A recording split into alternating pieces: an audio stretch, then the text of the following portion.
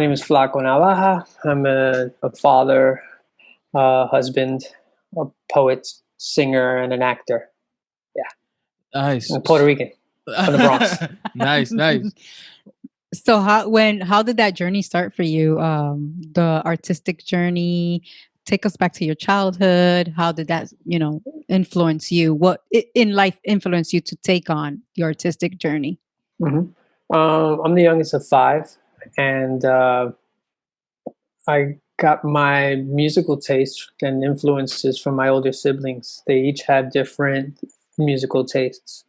Um, like I remember being a little kid, and my parents were going to Puerto Rico, and they left me with a babysitter who was a very close family friend, Mhm. this older couple. And at that time, I used to go to sleep by listening to the Best of the Doors album Oh, Nice. because I inherited my older sister's bedroom when she went away to college, and I Mhm. found, being the nosy kid that I was, I found this box of cassette tapes, Mm. and it had all this like a wide range of music. One of the albums was the Best of the Doors. Mm. Another one was the soundtrack to the Woodstock movie. wow. Nice. Another one was the soundtrack of A Clockwork Orange. Oh, So that's what damn. exposed me to classical music. Dude, that But I shuffle didn't- playlist of Yeah. records is like amazing. Word. What's funny is that at one point I remember saying to her, "Hey, I want to see this movie." And she's like, "You can't watch that movie." And then when I became an adult and I saw it, I was like, "Oh yeah, heavy." So at an early age, I was kind of exposed to all different types of music. Mm. And then my older brother is a spoken word artist and a musician. And when he was in college, I would visit and I learned a lot. And he was the first person to expose me to the poetry of the Nuyorican poets movement, okay. like the Reverend Pedro Pietri and Sandra Maria Esteves and these people. And that opened up my whole world, because before then, all the poetry that I was exposed to was what I was exposed to in school. Mm. And it was poetry that was written by old dead white men, Yeah. Exactly. and it was nothing that spoke to me. It wasn't in my Mhm. language. It wasn't in my vernacular. It wasn't anything. So when I first heard Puerto Rican Obituary by the Reverend Pedro Pietri, I was like, oh. And around that same time, I grew up in the Bronx. Around that time, I was like dabbling with writing rhymes, Yeah. right? Oh, nice. But I was writing about stuff that I had no experience about, like Yeah. talking about having a gun or Oh. women and all this stuff. And it's like, and then, and I was also felt constrained by the form. I was kind of like too cerebral about it, and it was, Yeah. was like everything had to be perfect and all this stuff, and it took me forever to finish a verse. You know what I'm Gotcha. saying? Yeah, yeah, And it wasn't coming from you. Yeah, exactly. But more importantly, Mhm. but when I was exposed to this form of expression, it gave me a sense of freedom. It gave me a sense of entitlement to tell my story, and that opened up the whole world. Mm. And then a little while later, when I was about 18 years old, Mhm. it was a very tumultuous year in my life. My grandmother passed away. At that time, I was working at a place called the Hispanic AIDS Forum. And we had a peer education group called Bronx Youth in Action. And we would do sketches and workshops revolving HIV/AIDS, self-esteem, and youth-related issues and things like that. The director of the program, Emily Lopez, Mhm. gave me a journal, and Mm. she said, "Write your feelings. You know what's going on." I Yeah. ended up writing a poem for my grandmother, Oh, nice.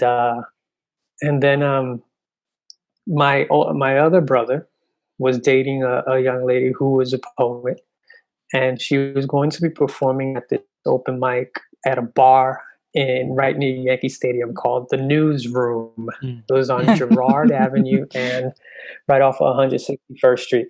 Mm. So I go there. I'm not supposed to be in there. I'm underage, but I kind of snuck in. and I signed up for the open mic.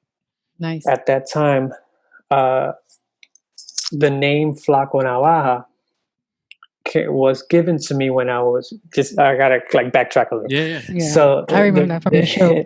the name Flaco Navaja was given to me when I was a little kid. I was like 10 years old, and I was singing to myself the song Pedro Navaja by Ruben Blades. And my best friend's father saw me and he goes, Mira este Flaco Navaja. Right? And then flash forward 10 years or so, I go to this open mic, and I didn't want to use my real name because growing up, my real name was always butchered by all my teachers. My real name is Osvaldo Rivera, right? And it's nerve-wracking enough to get on a stage and do something in front of people you don't know, let alone have someone butcher your name before that. It's just a bad start. Oh my gosh. Yeah, I wasn't trying to deal. So the name Flaco Navaja came to me. I wrote it down. And you never used that before, like prior to that. It just automatic. Wow, Oh, nice. Just came to me. I wrote that down, and that was it. And it's been over 20 years now.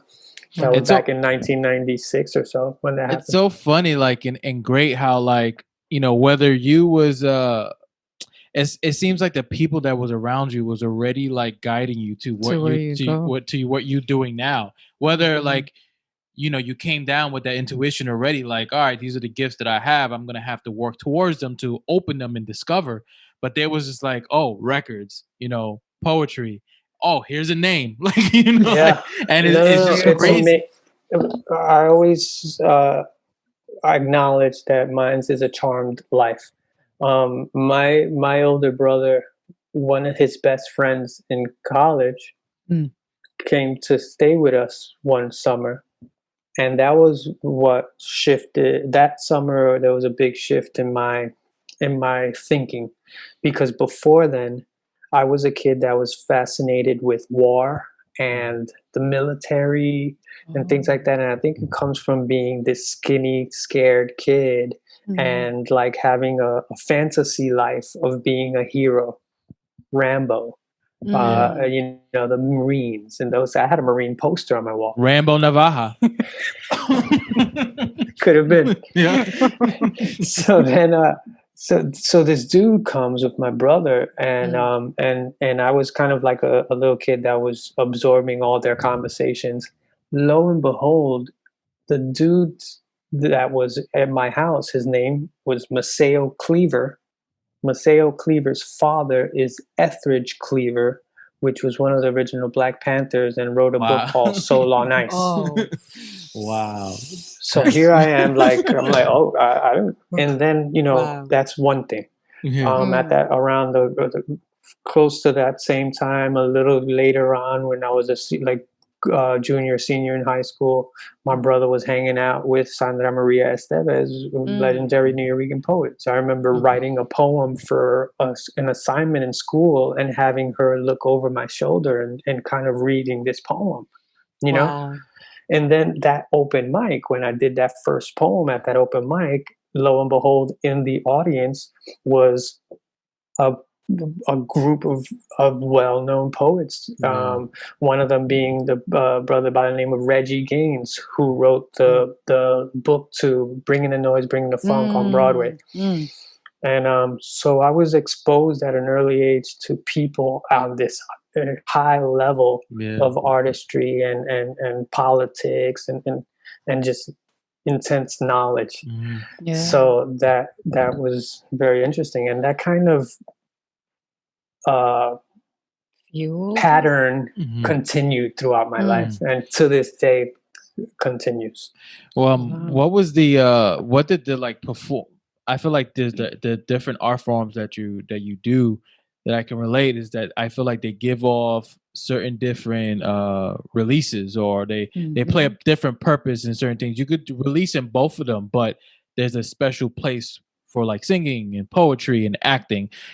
What was that for you? Like, what did the acting bring to you? What did the poetry bring to you? And what did the singing bring to you? And then I ask a follow-up question based on the singing now, but go ahead. Okay. I always loved to sing. I always had this I was drawn to the music of Fania All Stars and like Hector Lavoe and that old school salsa. Even before I understood what the lyrics were saying, there was something about that music that I loved. Um, uh, However, I didn't grow up in an environment that nurtured that per se.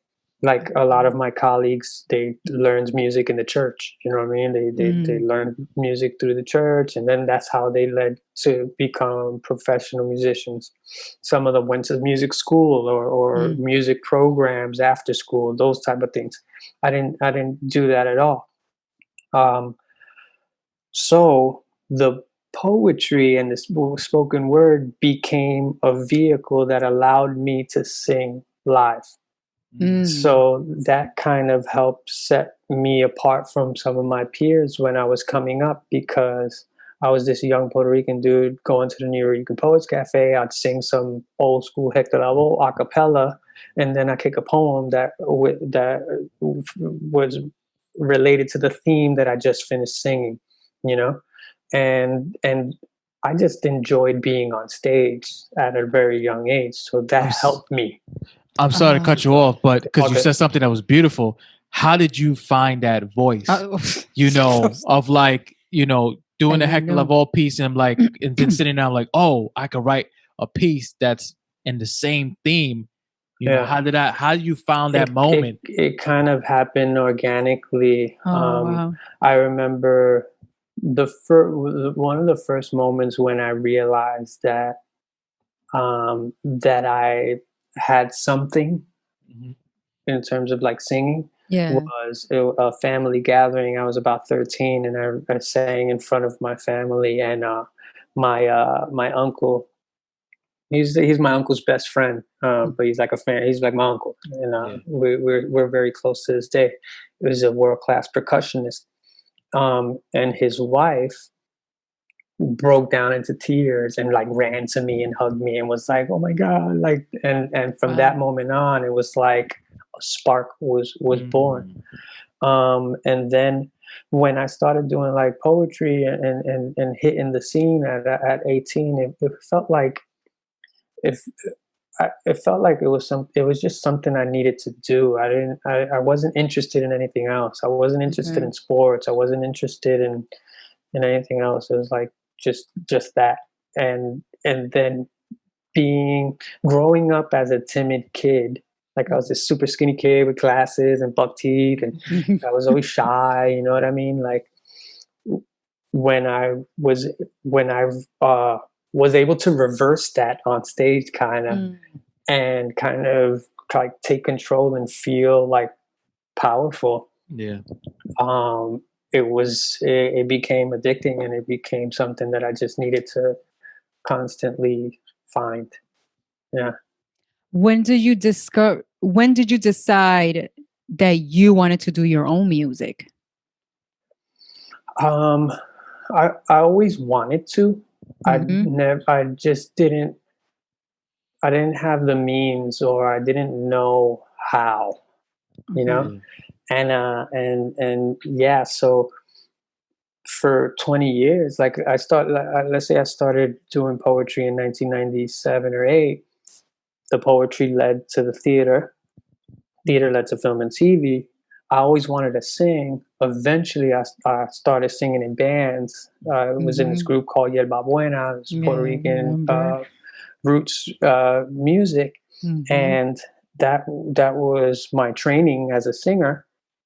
um, I never knew how to execute or how to translate like my poetry into song. Mm. Okay. It just I was always kind of like trying to figure it out, but it Yeah. didn't happen. It never happened, and to this day, I'm still kind of trying to figure that out.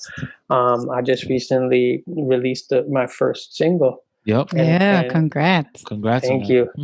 And I feel like that's 20 years in the making, you know. Mm. And even that song I didn't write by myself. Mm. I was blessed to collaborate with a Grammy-winning songwriter named Obi Bermudez. And Oh, the I way it know who came Obi about is. was, yeah, yeah, it's my brother right there. It's super cool. The way that collaboration was born was during the beginning of this pandemic, a melody came to my head. And it wasn't just like a melody, it was the entire form of the song.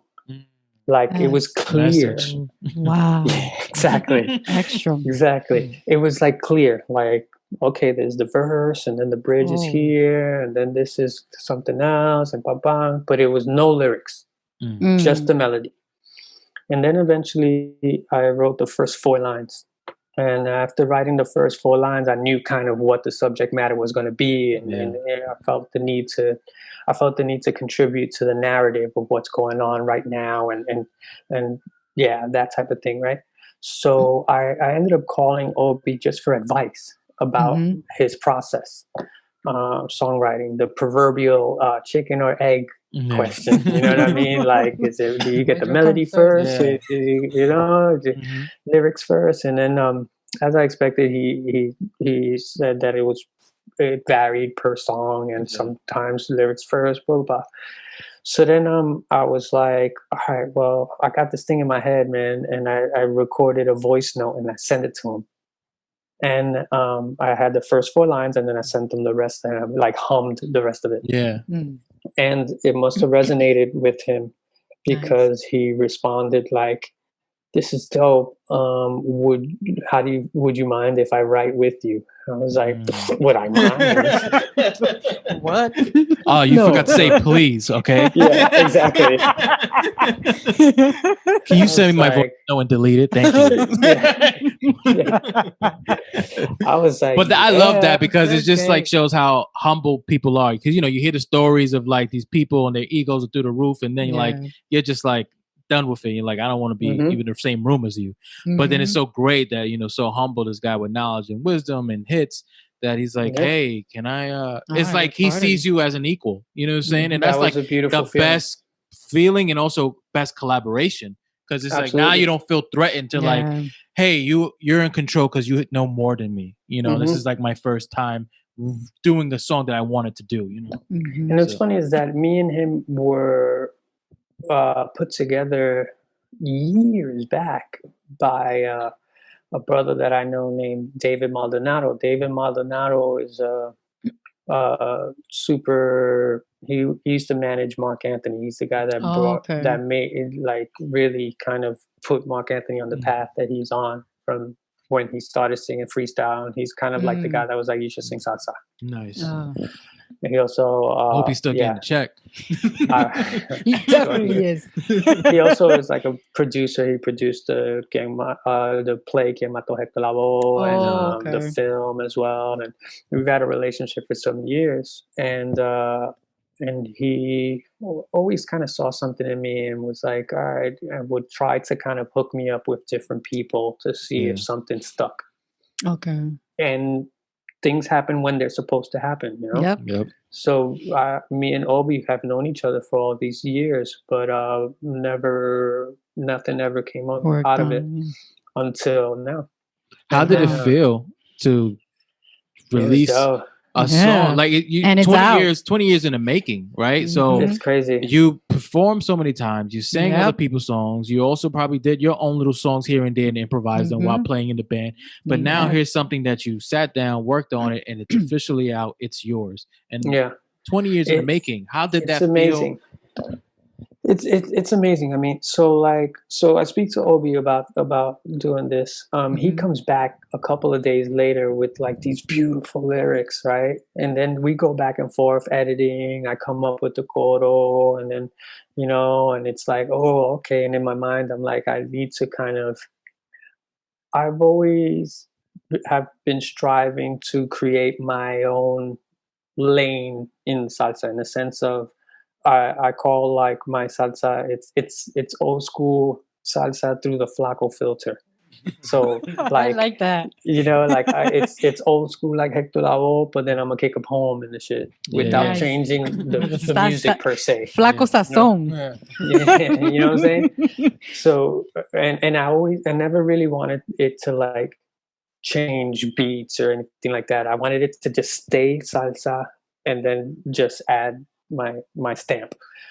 So that was important to me. It's kind of like you did and like it's like you found now your niche and style with the singing, because in poetry you did the poetry with the salsa, and now you're doing the salsa with the poetry. Mhm, It's like the mhm. flip, and which is Yep. dope. Without even you Absolutely. like going for it, like you said, it just happened naturally It again. just happened.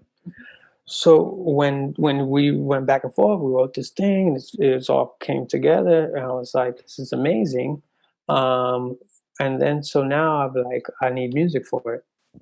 So I'm talking to my.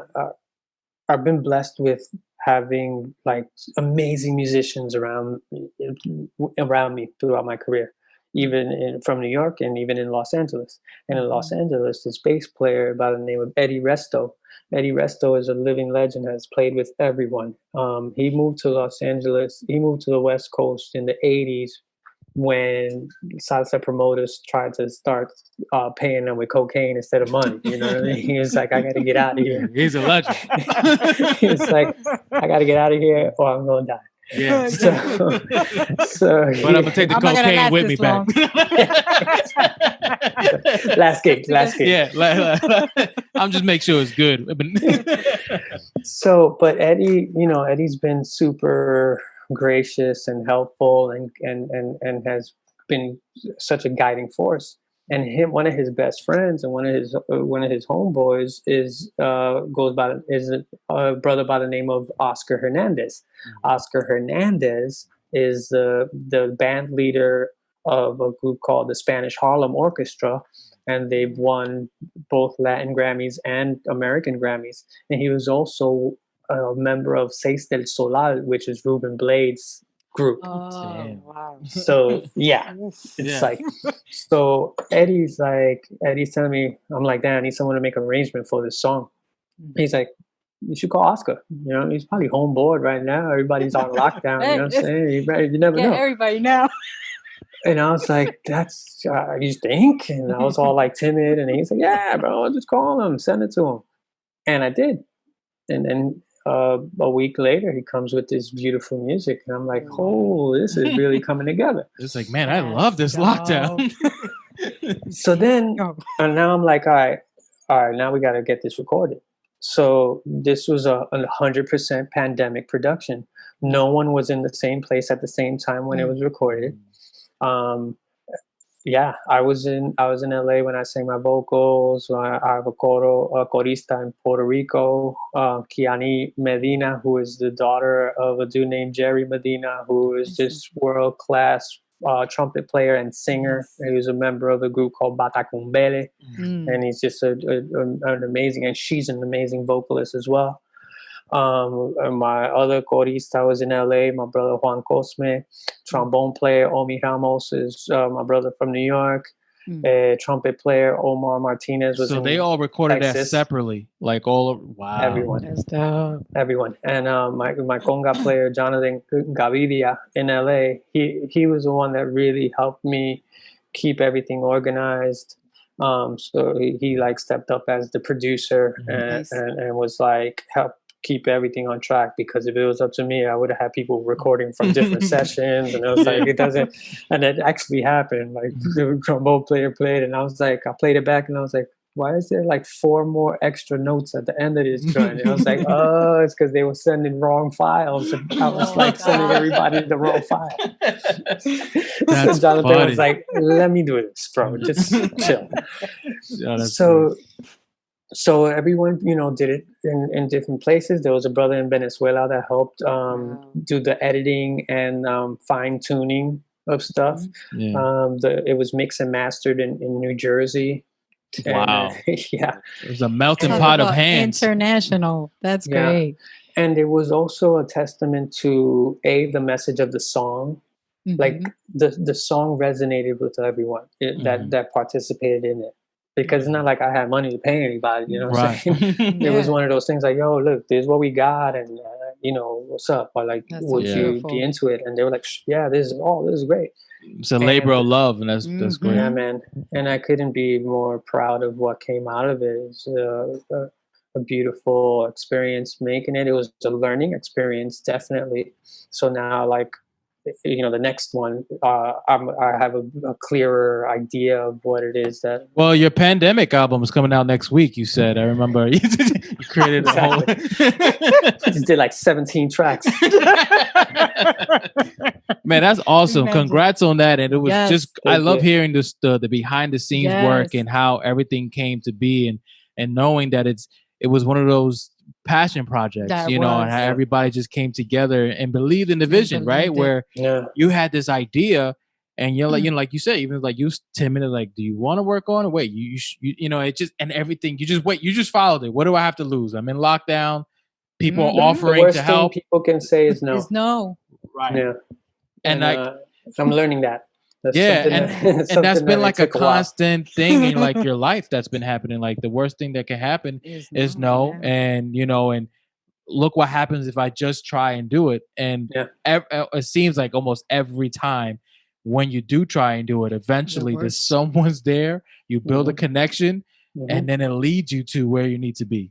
Mhm. The creation of my solo show, Evolution of El Sonero, is very similar as well. Yep, and we're gonna go perfectly yes, segue. Perfect How did segue. that come about? Because I saw the play, I loved it. One thing that I Yes. really connected to was the music. Me too. Because I feel like we have similar stories of how music was brought to us. Mine was my uncle, taking me for a drive and putting on all the oldies. So I got into Led Zeppelin, I got into the salsa. Then at night, I would just put the music on and fall asleep to all the stuff. Mine was Love my it. dad. Yeah. Then From day one. Then my mom had records, and I will go in there. Then I had LimeWire, and I will illegally download all this music. My mom is like, "How do you know this?" I'm like, "Well, if Hector Lavoe was influenced by someone, and he sounds like this, who was the person that influenced him?" Like naturally, I was just going down, and That's then awesome. so the music I really connected to the story, but the music for me, this was the first time because it never clicked for me when it comes to salsa music to. What was break it down the way you broke it down. Look at their lyrics, and like I sang fucking El Cantante like all my life, and I'm like I knew what it's about, but when I read it and I heard you sing and I saw it there, I'm like these lyrics are fucking deep. Yeah. God damn. Ruben Blades wrote that song. Great, so and I didn't even know that. When I found out that Ruben Blades wrote El Cantante, yeah, he was it's like, holy what? Yep. You know what I mean? Because I grew up listening to that song, and that's also a testament to the talent of Hector Lavoe, because Hector Lavoe sang that song, made his owned it. Yes, he owned it so much so that that's his song. So much so that Ruben didn't perform it while he was alive. Ruben only performed it after Hector Lavoe passed away. That's respect, Wow. man. So how did this one man show come to be? Yeah. How did it marinate? Was it a series of certain things that you just held in the back of your brain, and then boom, one day things just came out? Kind of like that. I for many years I have had this dream of me doing this, and the dream had evolved throughout the years, but I always had this vision and a dream of me on a stage with a band telling stories, like kind of like Frank Sinatra in Vegas, but not just a piano player having a whole salsa band, right? So I've always had this kind of idea, this vision of me doing that. I never knew what the story was going to be or anything else. I just had that I wanted to do something like that. So eventually I wrote like the first 15 minutes of it. I had the first 15 minutes of this show. It was different. Like there was a different entry point. I hadn't kind of figured out the structure of the song. So the structure of the show is that I break down the structure of a salsa song and use that as a metaphor for my life. Intro, verse, I hadn't figured that out yet. Okay. Right, but I did have the first kind of 15 minutes, this opening monologue, and then the whole thing with my uncle Maxi, and it, all the way up until singing El Cantante. I had that kind of. So then I spoke to Jorge Merced, my director, and I kind of showed him what I had, and I was like, I want to do something with this. So he was like, okay, and he gave me a date. in their season to do a workshop production of it, right? The date was going to be in May. February or January of that year, 2018, I shared the first 15 minutes at an event in January. Yeah. I shared the first 15 minutes. My now 2-year-old was born March 1st. So obviously I ain't thinking about writing nothing at this point. Oh, no. So March 1st, she's born. April comes, and I remember that I have this date in May that I'm supposed to do this whole show. So I'm like, I start freaking out. I do everything in my power to get out of it. Like I end up calling Jorge and was like, it was April, early April, and I was like, hey, we should meet. So I remember walking to the theater and in my mind going over all these different excuses about why we shouldn't do this. Right. Even to the point that I was like, it's disrespectful to the theater. You should be rehearsing, not writing it now, like. And he was like, oh, that's gonna work. That's good. I'm gonna keep that. Yeah, that's a good one. Exactly. I had a whole thing. Yeah. And then I get there and I go down the list to him, and he kind of just lets me talk. And he's like, yeah. And I'm like, and then we should, maybe we could just do like a concert. I just do the 15 minutes, and then I do a rest. It's just me singing with the thing. And he's like, and then finally I finished, and he's like, you done? And I was like, yeah. And he goes, listen, that date in May is a workshop, so everyone's gonna know it's a work in progress. It's not like we need this finished product, right? So I'm like, okay. And then he goes, and then he's like, it can be done, just take an hour or two every day, come to the theater, take an hour or two every day and write. Just sit in the theater by yourself and focus, and you can write. And then my wife tells me something very similar. Meanwhile, we have a 1-month-old, and she's like, it's not easy. It's not going to be easy. We also have a 4-year-old, you know what I mean? So we got 2 little babies. At that time, she was 2 and a newborn, right? So she's like, it's not going to be easy, but it can be done. Just go to the theater, go to Pregones every day for an hour or two and write. So I'm like, all right. So I did that. And then when I ended up writing the show in like 2 weeks after that. Like it just kind of came out of me. Once we figured out the vehicle, the structure of the song thing. Once we figured that out, then we had a clear map of what needed to be written, because it was like, all right, intro, what's going to be the intro? Oh, that story, bang.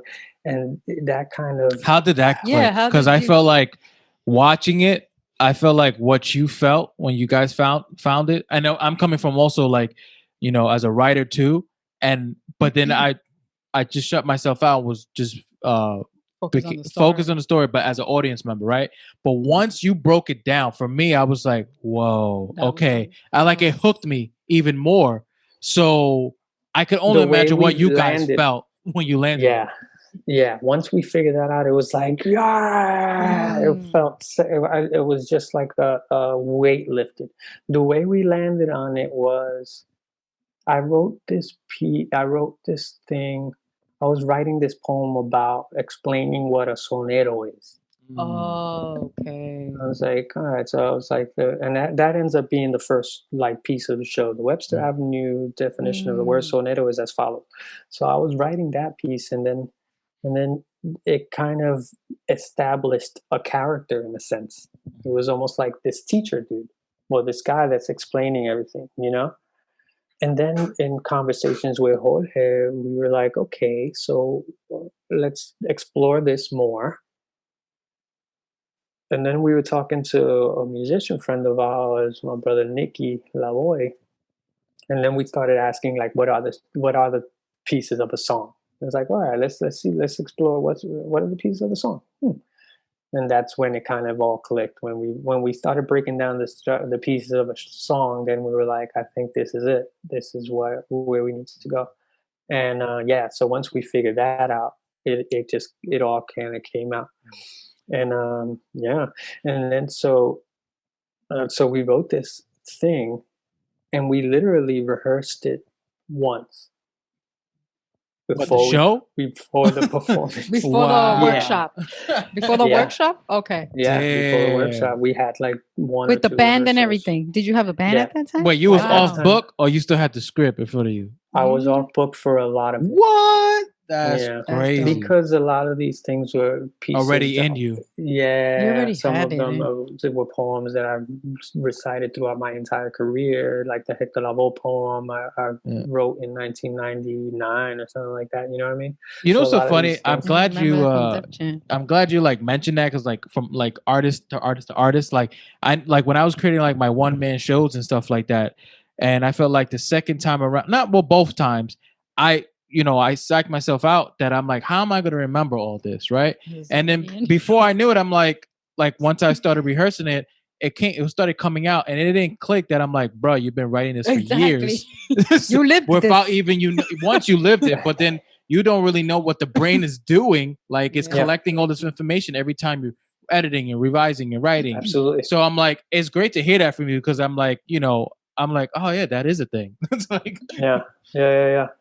It was quite the journey. I mean, it was something that I needed to happen. I feel. yeah. What was the So- scariest thing? I'm sorry. What was the scariest thing for you? What was the most fear that you had with this show that you was trying to overcome, and every now and then it popped up, but then you won the battle? That it was gonna work, like that. Like the structure, the whole thing was gonna work. Yeah. So that first workshop, we had a band, but we had it was only three guys: Okay.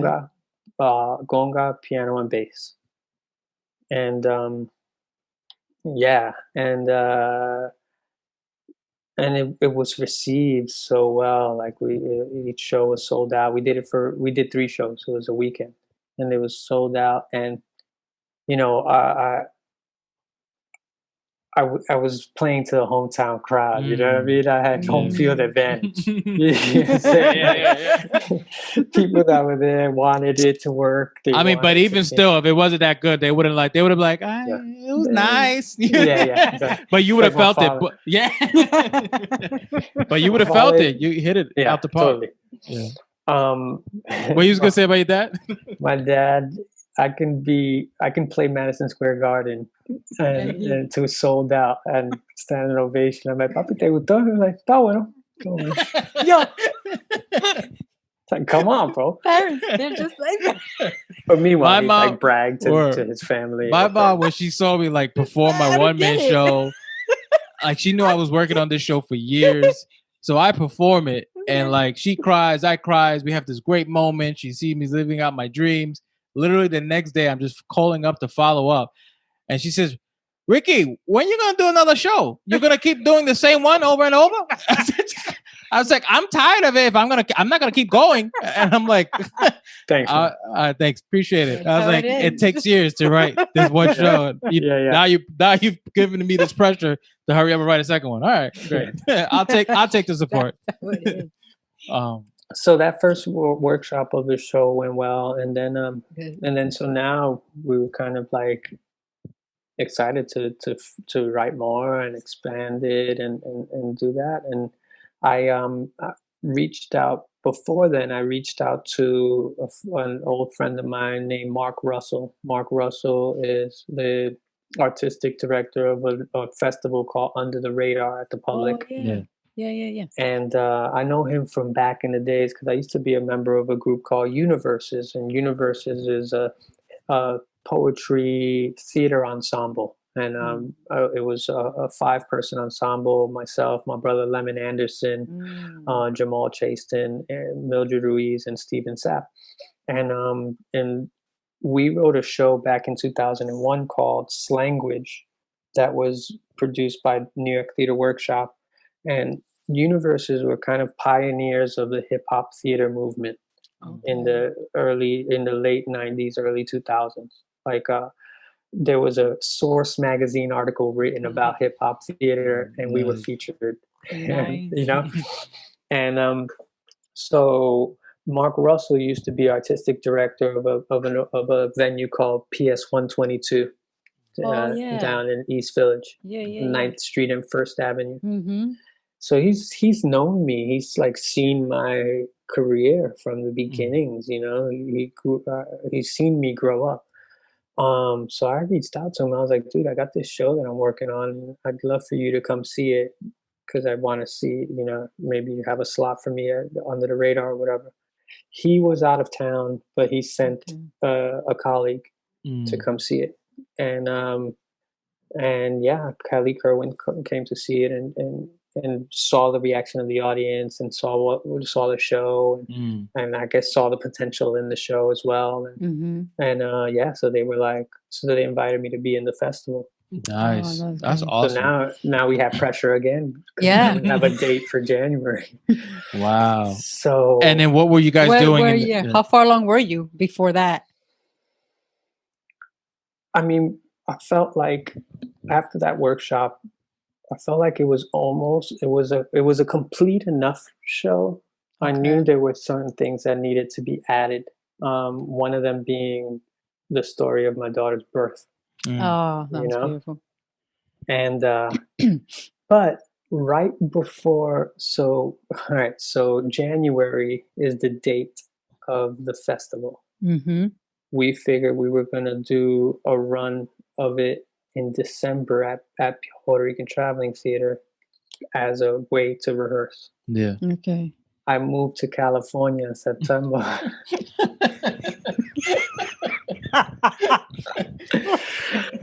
So I'm like, and then they cut to you and Jose office. Listen, I don't know if this is gonna work. Let's not disrespect. Let's not disrespect either. You know, and this festival. Yo, so we moved to California in September. My wife and I and the two babies, and so now we're like, all right. So it's not like I can really like have a rehearsal process. Yeah. So we ended up booking a run at the Puerto Rican Traveling Theater before the festival as a way to rehearse. So great. Damn. So this show, what's interesting about this show is that it's never had the traditional theater rehearsal process. Like normally, you know, you have a play, it's written, you have a date, you rehearse 3-4 weeks before the play goes up, and then you do it. We've never had that. Like I can count on both hands the amount of actual rehearsals that we've had. It's really been trial by fire, you know. Wow. So your rehearsal's been performing basically on stage, completely, and also pretty much like your life. Your rehearsal was your whole life. I mean, his whole life, but I'm saying the play, like with the band and the, you know, the props and the all lighting and all that. All of that. It was all on the job. Wow, And that's amazing. And each time we did it, it just grew, and the band got tighter. The stories got more fluid. So after we did it in December, then we did it at the festival. We sold out like 5 shows at the public, and then right after that, we did it in Orange County, California. We did 3 shows there. And then a couple months later, we did it in Ann Arbor, Michigan. Okay. Nice. Hey. It was me. There's a salsa community. There's a salsa community over there. But there's a summer festival. Okay. That happens there. How was that reaction? Like, how was the reaction there? It was amazing how it resonated with people on a level that I wasn't expecting, because you know, this is Ann Arbor, Michigan. It wasn't many Latinos there. It was a predominantly white audience. There's like, Mr. Flaco, I love that choro. When you broke down the choro, that merengue is amazing. The merengue is not even right. But I think that's a beautiful thing that like that was a test to like show that like this can reach many different audiences. You don't have to have the story. You don't have to know the story of these songs, because it's your story and how that connected with you, and Yeah. then you was like how all those people were to you in your life, bringing those things to Mhm. you was doing that to them in other Exactly. places. Absolutely. And The way effectively. I got invited to that festival was because a dude that I know, and that's the thing about like, Connections you make. yeah, just Yeah. life and continuing and staying consistent and staying at it and keeping going.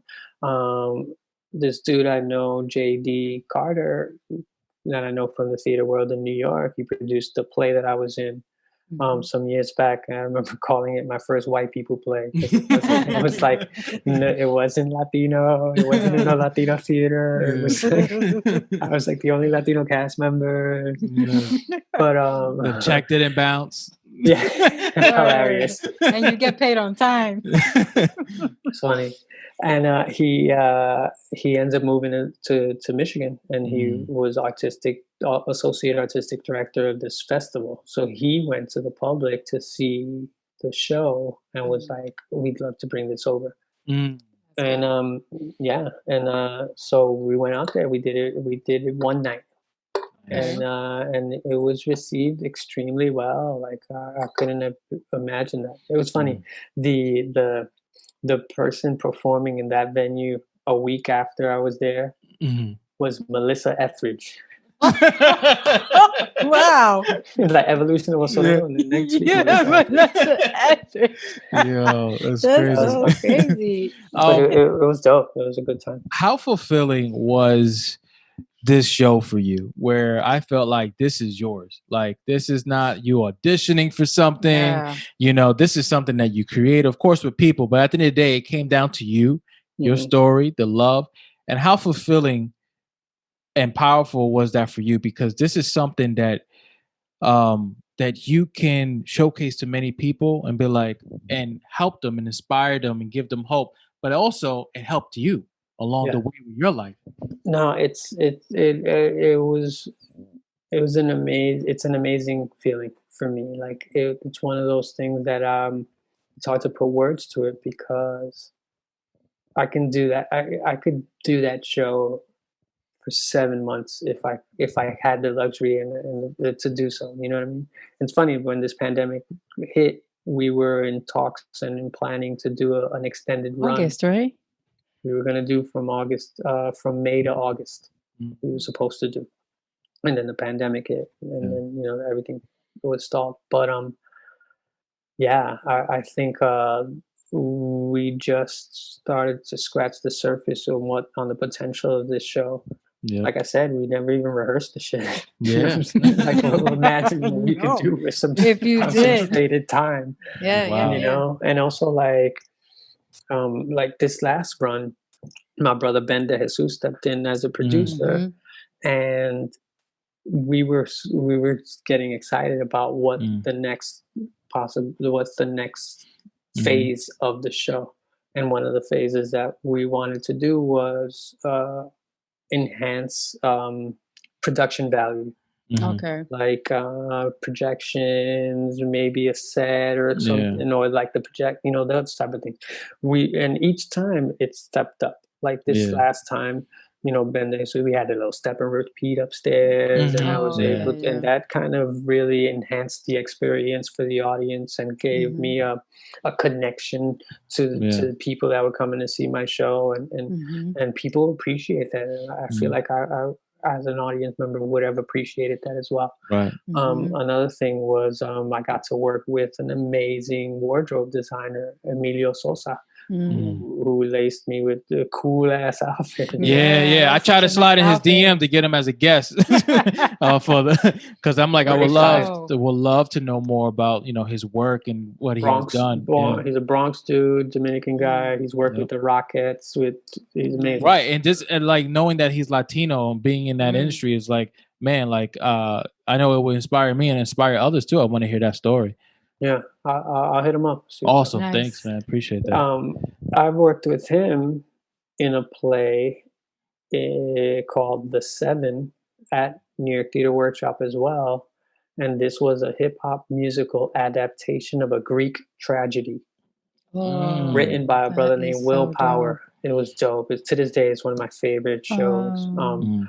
And it was like hip hop. It was the story of Oedipus and his two sons, Mhm. and it was an amazing experience. We did it at New York Theater Workshop, and then we also did it down in San Diego at the La Jolla Playhouse. Mm. Oh, okay. And the choreographer was Bill T. Jones. Like, it was Yeah. like an amazing, yeah, and that's the thing about choosing to pursue an artistic life and Yeah. sticking to it, is that you get these opportunities to work with amazing people, to learn from them. And Mhm. also, it's like, yeah, like, I feel like artists sit at the same table as kings and queens and politicians. Mm. And even though we may have to take the train to get there, you know what I'm saying? Yeah, Yeah. But it's that's a it's an great amazing feeling, saying. you know. I wanted Oh, to. Oh, go ahead. Sorry. no, go ahead, and You then I'll sure? ask him because it's gonna not gonna relate. All right, cool. Because I'll be I want to jumping ask in him. sometimes, so we No, we no, learning we to take like. All right, tactics. it's Go my turn ahead to ask a because question. I want to ask him something else. I want to ask you because you know, a lot of in the show you mentioned it briefly about the challenges you had with addiction and stuff like that and overcoming that, and that's something that I want to touch on next, just briefly, because I feel like a lot of artists have this tendency, you know, in society to know that this is we're geniuses, we're gifted, but then we also have this dark thing of how we handle it, not only through arts but also through addiction, whether it's drugs, whether it's alcohol and stuff like that. Hmm. How did you overcome that with the art side of you? Because I always say, like, you know, we have these gifts for a reason, not only to help others and to showcase and release, but it's our gift to also heal ourselves. It could bring us a lot of beautiful things that can heal, to learn from, to shine a light on the dark. And it's a reason why we have a lot of tools where other people may not have those same tools that we have. So Right. how did the arts and the creative side, or even just writing, helped you overcome certain addictions that you had? I mean, the the love of my wife and the importance of family and being present in my kid's life is a big deal. And also, and going on a spiritual journey of accepting Jesus Christ as my Lord and Savior, and following and going down that path really saved my life, because there was a moment in time where it literally, like, it was either choosing to live or not. Right. And yeah, and like I said, like I mentioned in the show, I remember being on a futon in a rented room in Hunts Yeah. Point, you know, Mhm. and kind of just looking around. There was an experience that happened. Was I was traveling in Spain for 6 weeks. I was doing just I get these random gigs like throughout my career. So one of this particular gig was, I get a random Facebook message from this dude saying, "Hey man, I remember you used to host this open mic at the Nuyorican Poets Cafe. I'm a painter and I got an organization called Art Battles, and we're going to do this tour in Spain, and it's this live painting competition, and we need a host that speaks Spanish. Would you be interested?" Sure. Like, Okay. at first I didn't respond, because Yeah. I was like, at that age, I'm like, all right, I ain't trying to like backpack through, you know what I'm Yeah. saying? Like, if this ain't Oh, it's on a the up and setup. up. What was that said? It was like Yeah, hostile. yeah, Like exactly. that Imagine, movie. oh my God. God forbid. Hilarious. Get there, I'm like, "Rah!" No. And you're just their slave to like Oh, host God. events, and that's it. So I didn't respond for a while, and then eventually I did, and so I go on this trip for these 3 weeks, and then and you know, I'm partying hard, I'm drinking, I'm Mhm. smoking, I'm doing it all, and then I get home, back to Hunts Point. And I remember one day I'm hanging out with my friends at my next door neighbor's house watching like a UFC fight or something. And we're drinking and smoking and whatever. And then I start feeling a little like woozy. So I was kind of try to do an Irish exit, you know what I'm saying? Kind of like go home without saying that. And so I stand up, right, and I'm like feeling a little woozy. I go to the kitchen, and there's a bunch of people smoking cigarettes in the kitchen, so I really couldn't get no air in there. So I'm like, all right. So I go to the door, the front door of the apartment, and I black out, end up fainting. A dude that was there said that it looked like someone grabbed me from my shirt because I fell like this. I ended up getting stitches here. I have a crazy scar here, and I lost my front tooth. Right, and I had glasses on. It's I can laugh about it now, but it is crazy. So I had glasses on, right? Yeah. I come to, everybody's like, "Oh shit!" Right? My glasses are still on, right? And there's really like no blood. That's how deep the wound was. Wow. And everybody's like, "Oh my god!" And I'm like, and they're like, "We gotta call an ambulance." And I didn't want no one to call the ambulance because I didn't want the bochinche of the neighborhood. So I go like this. I'm like, "Everybody, calm down." Oh my god! We have to assess the situation.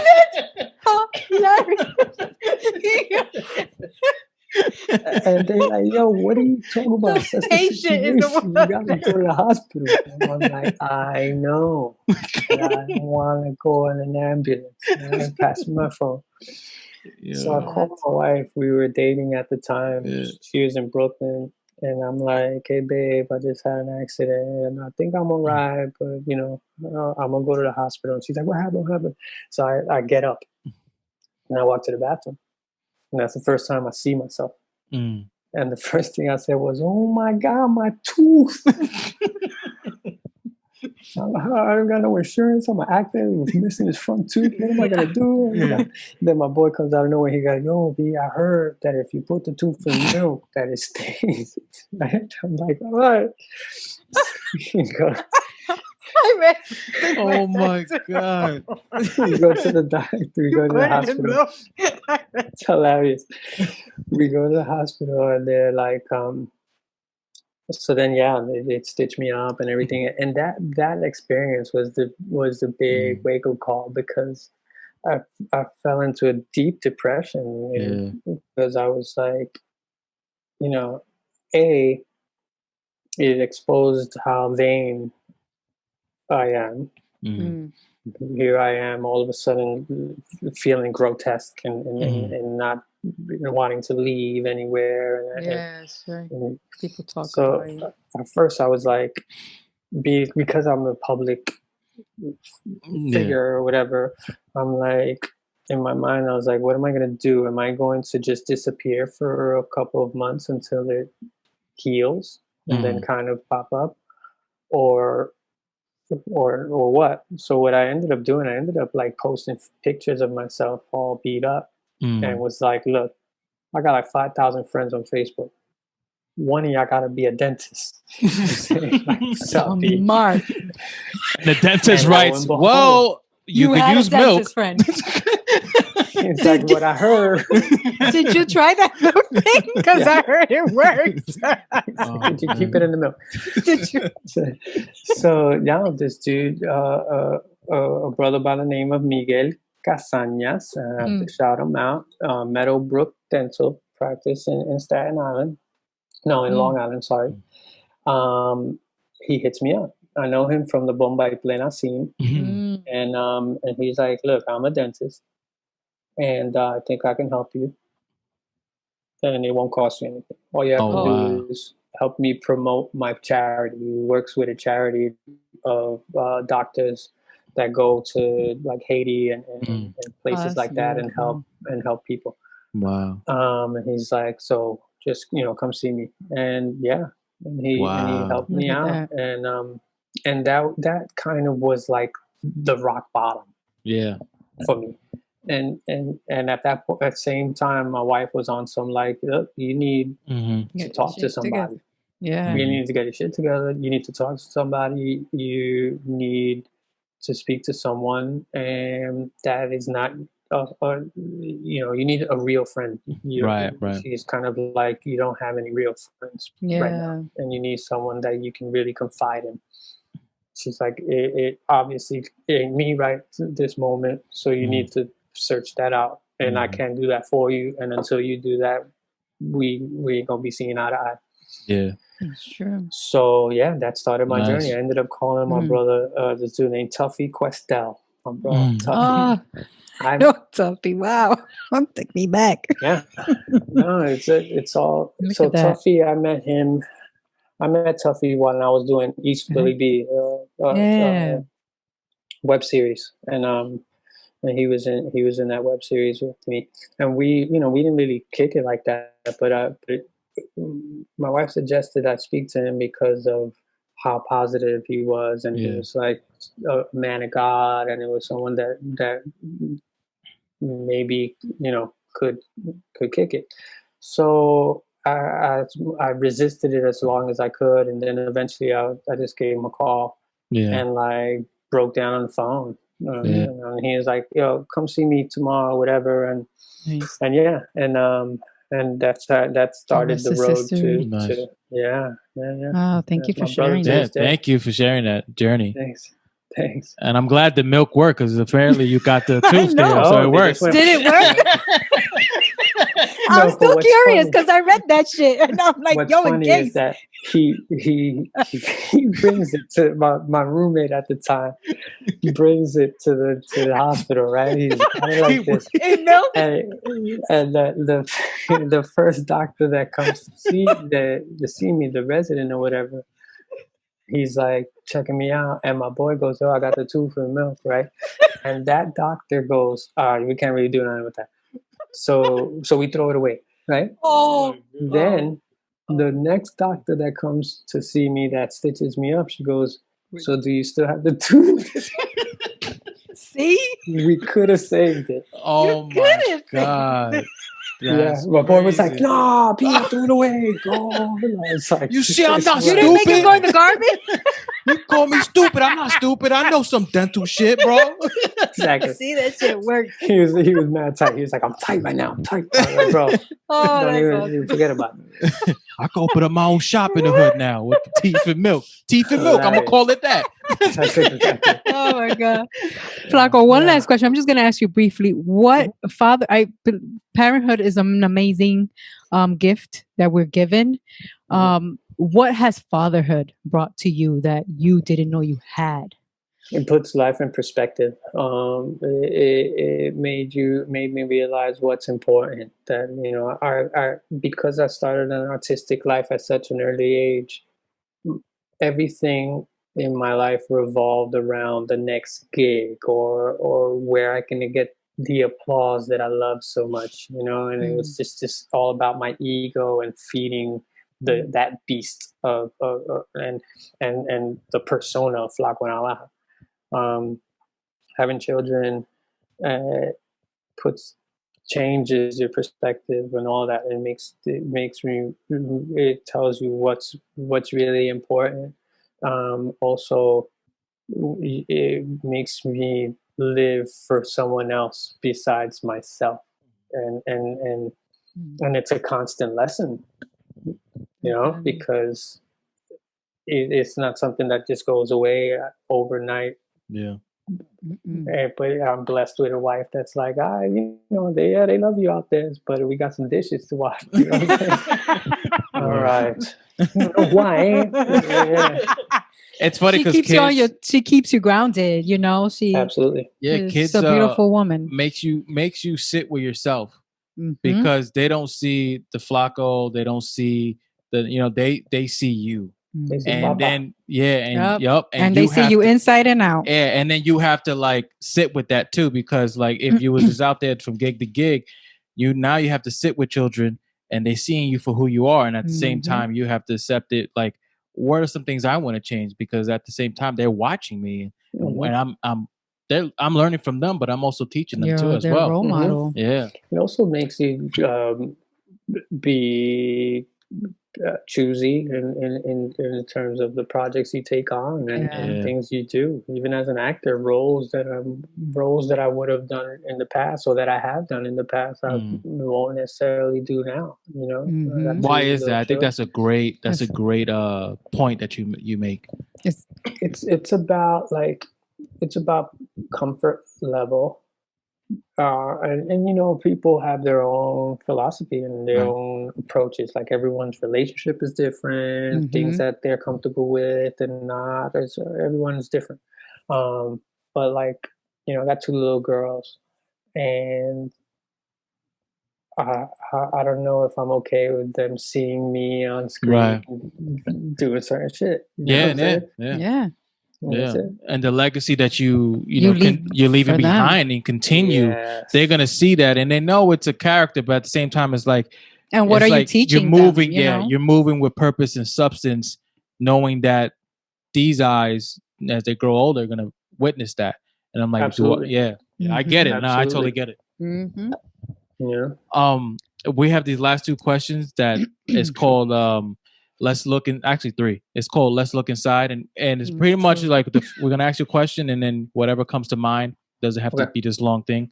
So the first question for let's look inside in this segment, what do you love about yourself? My sense of humor. Nice. And the second question is, if the average lifespan was 40 years, how would you live your life differently? Oof. Yeesh. I would, if the average lifespan was 40 years, I'd be dead right now. So how would you live your life differently? Yeah, If- knowing that you're coming Knowing down. that you're yeah. gonna be, oh, I'm coming down. I know I have 40 years. What would you do different? Yeah, it's almost like how I describe it is like you went back up wherever you believe you come from. You look at your video, the tape of like how you lived, and now you're gonna come back and be like, okay, you know already at 40 you tapped out. So what would you change now from this script? Yeah, I don't know. I don't think anything. Okay. Yeah. No. Okay. That was easy. These are reflection cards. I'm just gonna pull one out and then ask you a random question. Cool. Yeah, so we don't know what they are. All right. How have your spiritual views changed in the last decade?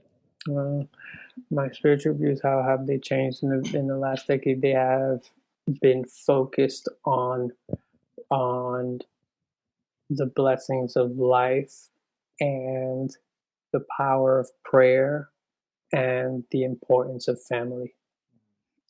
And last question, what is one magical memory from this past year? Magical memory. What is a magical memory of this past year? I would say it's seeing my two daughters interact and seeing how that change is like seeing the 2-year-old say something that the 4-year-old responds to, that kind of deal. Yeah, I think beautiful. it's a constant magic every day.